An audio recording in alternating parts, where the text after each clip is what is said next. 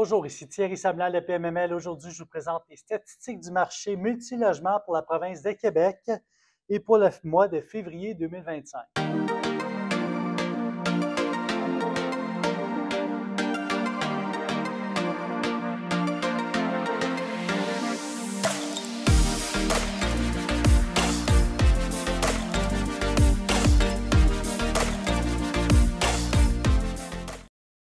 Les statistiques sont au rendez-vous encore une fois. Là, aujourd'hui, j'aimerais vous présenter des statistiques trimestrielles au niveau du volume transactionnel que je trouve fort intéressant parce qu'il y a beaucoup de gens qui se posent la question, elle est où l'activité multilogement à travers la province de Québec?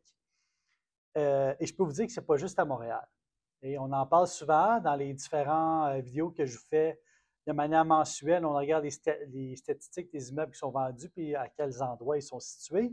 Mais ici, j'ai vraiment un tableau en temps réel de toutes les transactions notariées par la vente d'actifs faites dans la province de Québec pour le dernier trimestre, s'étendant de décembre 2024 à février 2025.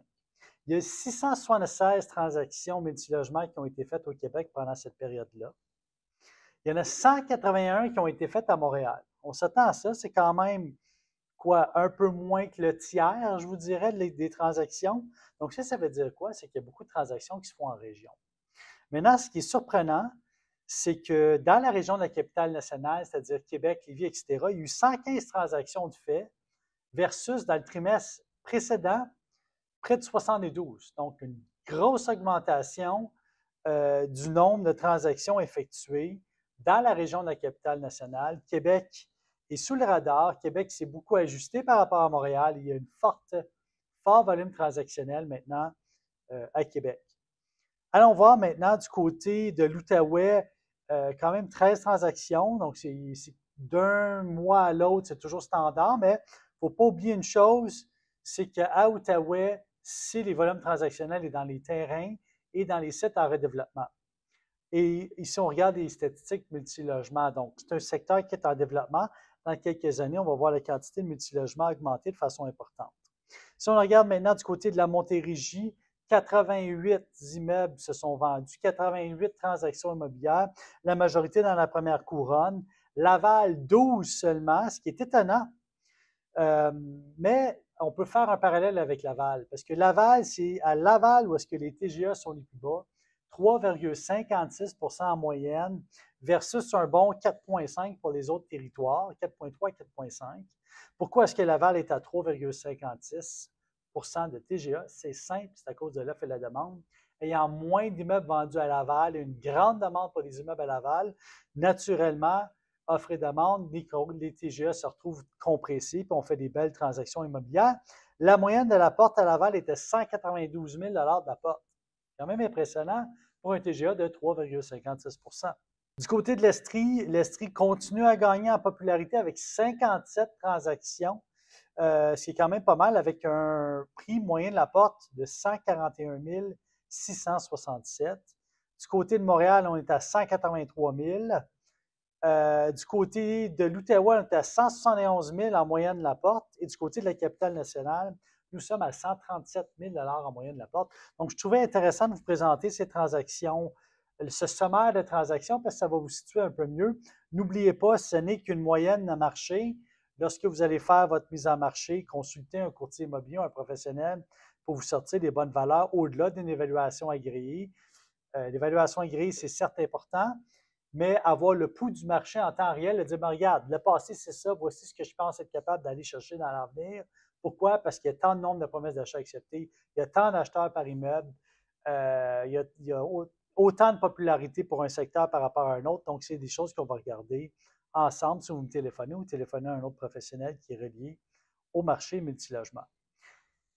Une transaction très importante qui s'est faite pour la ville de Montréal. Maintenant, vous savez, historiquement, il y avait les fonds d'investissement privés, les REIT, le marché institutionnel, si on veut, qui est en compétition avec le marché privé dans la province de Québec, où est-ce que les privés, dans les 2 dernières années, ont pris beaucoup de parts de marché pour des immeubles de plus de 50 logements dans toutes les villes principales. Et maintenant, il y a un autre compétiteur qui arrive en branle. tranquillement pas vite, mais c'est tous les immeubles sociaux et également sociaux et abordables mis en place par différentes OBNL et OSBL avec lesquels on travaille déjà et qui ont un franc succès. On a travaillé très fort dans les dernières années et ils ont travaillé très fort dans les dernières années également pour avoir une belle place sur le marché. Maintenant, les municipalités rentrent dans la game.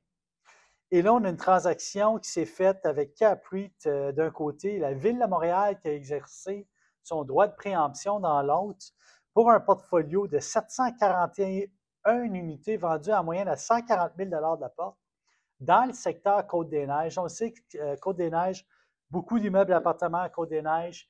Il y a également beaucoup d'immeubles avec des petits logements, un grand mix de 2,5 studios, 3,5, 4,5 en moyenne. Certains immeubles avec garage intérieur. Ici, on a 32 immeubles qui se sont vendus. L'histoire a commencé en 2023 lorsque CapREIT a annoncé au marché qu'il voulait faire des transactions importantes et se délester d'actifs moins performants à travers le Canada. À ce même moment-là, la Ville de Montréal a annoncé, a invité CapREIT à la table de négociation. Elle leur a dit, écoute, si tu veux nous appeler, nous, on ne peut pas t'appeler, mais si toi, tu veux nous appeler de gré à gré, on va faire des transactions immobilières ensemble. Il y a eu des discussions qui ont été faites. Naturellement, les deux joueurs doivent aller au marché pour être transparents au niveau de tout ce qui est offre et de demande et aussi au niveau de la compétition, démontrer parte blanche au niveau politique, donc aller au marché. Et finalement, la Ville de Montréal, pendant le processus de vente de CapREIT, a décidé en décembre 2024 d'exercer son droit de préemption et de venir acheter tous ces immeubles-là d'un seul coup dans un secteur où il y a une forte demande pour des logements sociaux et abordables. Donc, la Ville de Montréal va remettre à l'OHNH ces immeubles-là qui vont être gérés et dans lesquels on va avoir des logements sociaux et abordables dans un secteur à forte demande, notamment où il y a beaucoup d'étudiants et d'immigrants. Donc, une transaction immobilière marquante pour le Canada. Il ne faut pas oublier CapREIT, c'est un des plus grands fournisseurs publics de logements au Canada. Donc, c'est vraiment marquant de voir une transaction aussi importante faite par une municipalité pour 741 unités. Techniquement, la Ville aurait probablement dû faire la même chose avec le portfolio No Gate, mais finalement, c'est tombé dans les mains de privés.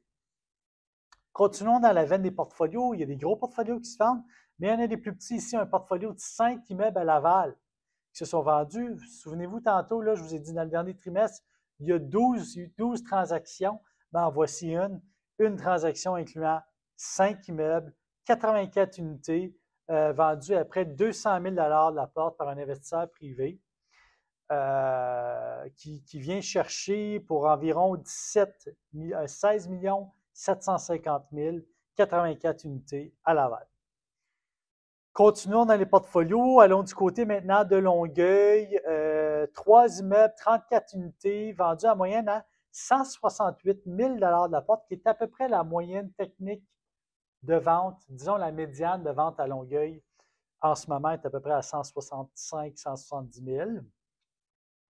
Ici, ça s'est vendu à un TGA de 4,35, qui est un TGA qui est au-delà de la moyenne pour Longueuil. Généralement, les immeubles se vendent dans des TGA un petit peu plus compétitifs, là, donc plus 3,8 à 4,2 à Longueuil en ce moment.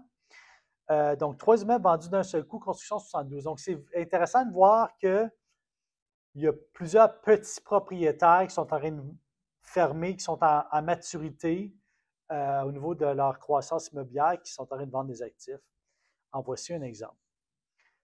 Continuons dans la veine des portfolios. 9 immeubles vendus à Shawinigan, 96 unités au total, vendus pour, est-ce que vous êtes bien assis, 83 333 de la porte. OK, donc, Trois-Rivières, Shawinigan. Trois-Rivières est sous-spéculé par rapport au restant du Québec. Beaucoup de logements disponibles à Trois-Rivières. Beaucoup de travailleurs, là, beaucoup de cols bleus à Trois-Rivières, mais également des clients qui sont col blanc, qui sont capables, ou peu importe col bleu ou col blanc, qui sont capables de payer des loyers de façon importante pour des logements rénovés, parce qu'il n'y en a pas tant que ça disponible à Trois-Rivières. Ceux qui sont disponibles sont déjà pris. Donc, Trois-Rivières est sous-spéculé et Shawinigan, c'est satellite à Trois-Rivières. Donc, encore là, encore plus sous-spéculé. Pour ceux qui ont des budgets très faibles et qui veulent investir en immobilier, Trois-Rivières, Shawinigan, reste des municipalités où est-ce que vous pouvez aller chercher une belle performance pour une minimum de mise de fonds. On le voit, le prix moyen de la porte, là. Mais vous êtes capable d'acheter des immeubles dans lesquels vous allez pouvoir rénover, optimiser, offrir les meilleurs services aux clients, à la clientèle locataire, puis augmenter vos revenus. Ensuite de ça, si on sort des portfolios, regardons du côté de Westmount, 27 unités, 415 741 de la porte. À Westmount, naturellement, construction 1928, beau cachet.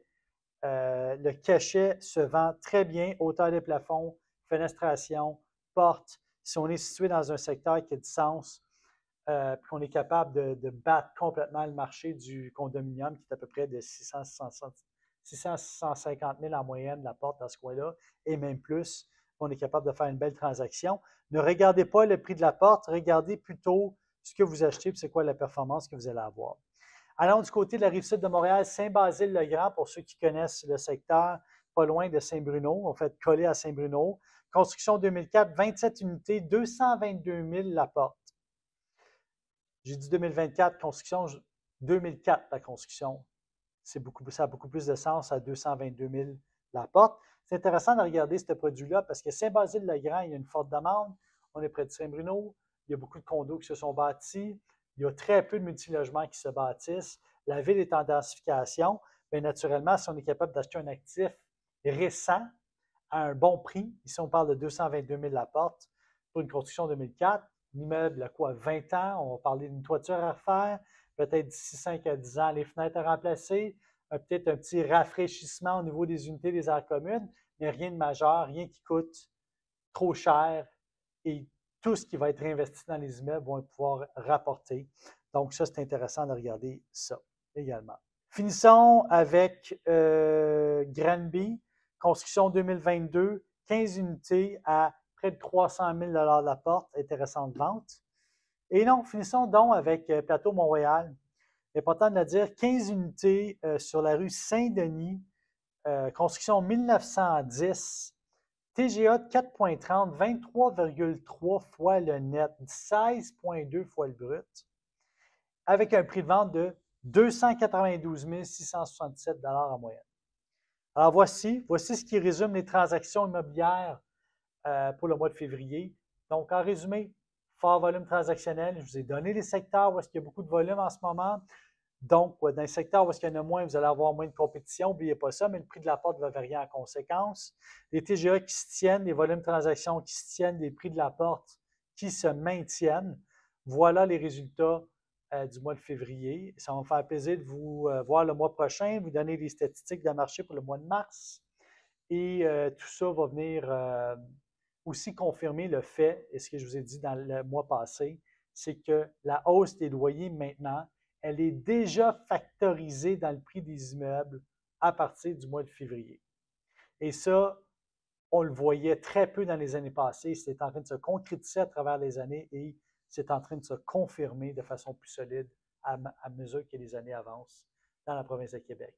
Donc là-dessus, je vous souhaite franc succès dans toutes vos aventures immobilières et on se voit le mois prochain. Je suis disponible pour répondre à toutes vos questions, pmml.ca pour toutes nos opportunités. Bonne journée.